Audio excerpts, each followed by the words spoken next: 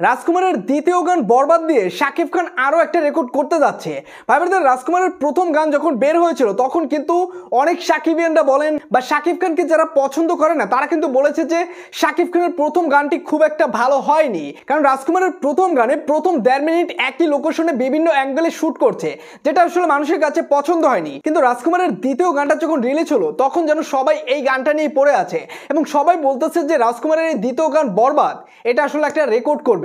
কারণ আমরা দেখতে পেয়েছিলাম যে প্রিয়তমা সিনেমায় ঈশ্বর গানটি একটা রেকর্ড করেছিল, সেই গানটা সকলের মন ছুঁয়ে গেছে। ঠিক তেমনই হতে যাচ্ছে রাজকুমার সিনেমার দ্বিতীয় গান বরবাদ দিয়ে। দেখেন ইউটিউবে 22 ঘন্টায় এই গানটা ইতিমধ্যে 1 মিলিয়ন পার করে ফেলছে। কতটা জনপ্রিয়তা পাচ্ছে এই গানটি। কিন্তু বেশ কিছু মানুষ যারা মূলত শাকিব খানকে পছন্দ করে না তারা বলতেছে এই গানটাও নাকি ভালো হয়নি। এবং আমাদের বুবলি ম্যাডাম তিনি আসলে নায়িকার খুদ ধরতেছে যে নায়িকার লিপসিং হচ্ছে না, নায়িকার অভিনয় হচ্ছে না।